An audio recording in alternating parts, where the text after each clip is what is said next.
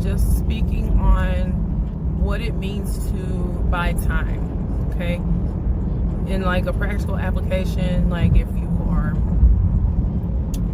you're like maybe playing a game or something, you're gonna run out of time, you put quarters in, you can get more time, right? Similar concept, however, this is gonna be more like a real life view of what it means to buy time. So the foundational idea of buying time has to do with the understanding that everything is a trade-off. With everything, there is a trade-off, okay? So I have found, not only in my personal life, but also in dealing with and talking to others and observing others, that the people who are the happiest, the people who are the most productive, are people who are time affluent.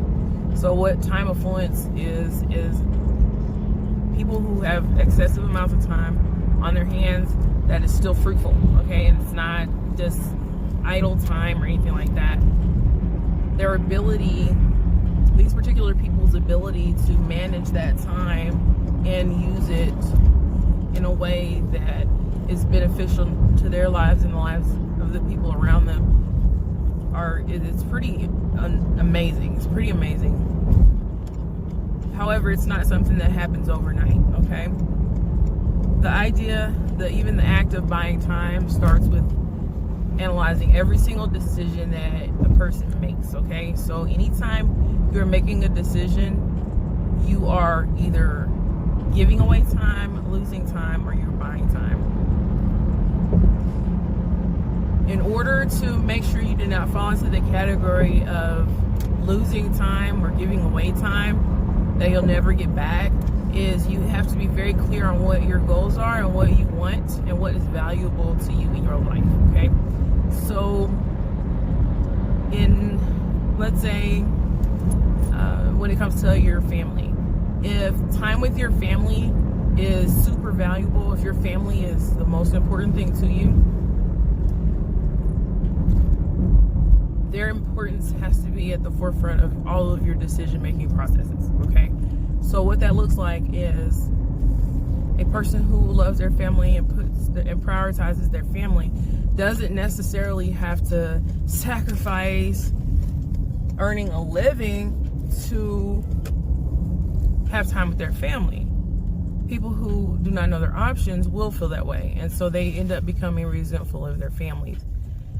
However, once you get into a mindset of not only understanding and keeping in mind what is valuable to you, and in making those decisions that affect those things that are valuable to you, you'll notice that you begin to have time for the things you want without having major sacrifices, life-changing sacrifices, because every micro action is contributing to the greater economy of your life, okay?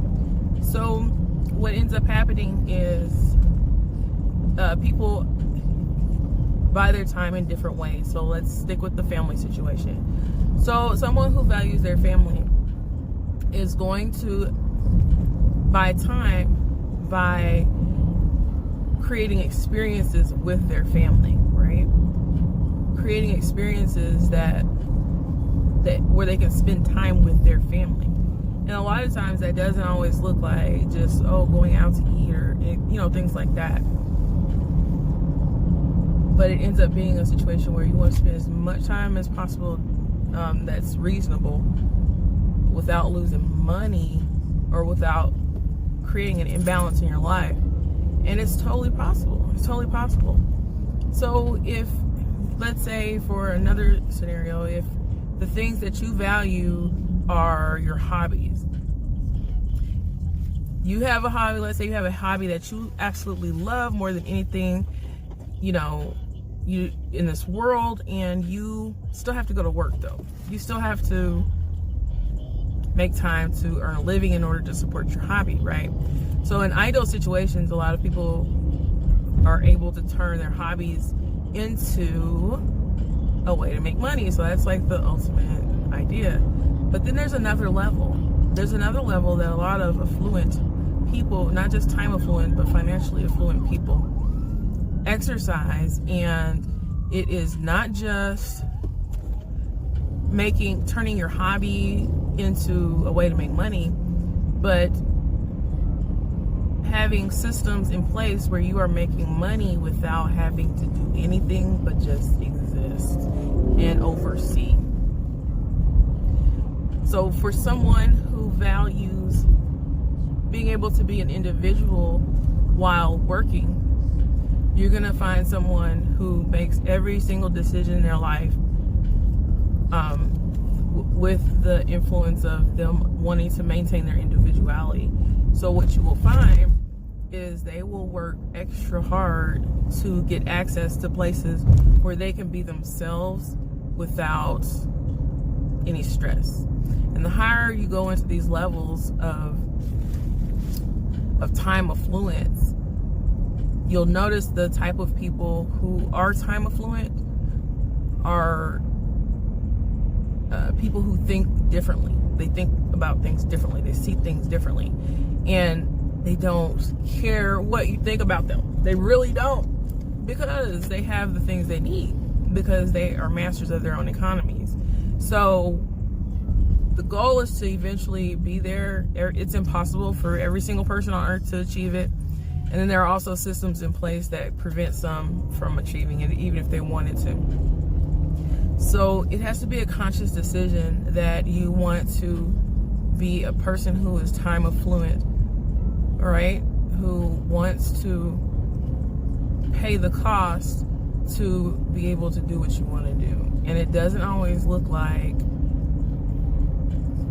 what society has made it out to be, you know? When people use their paid time off, they're buying time, basically. For the money that you would have made, you were getting that time. So that's a form of buying time. So there are ways to buy time in every part of your life, like from the start of your day to the end of your day. And in order to make the best use of that time that's purchased is to make sure you know what your goals and your values are. Okay? I think once people understand the importance of buying time and actually start exercising it and practicing it, I think that life can change for a lot of people. Life can change for a lot of people. So that's it. That's this video. Wanted to do this quick video while I was driving, and hope you guys have an awesome rest of your week. And I'll see you on the next video. Bye.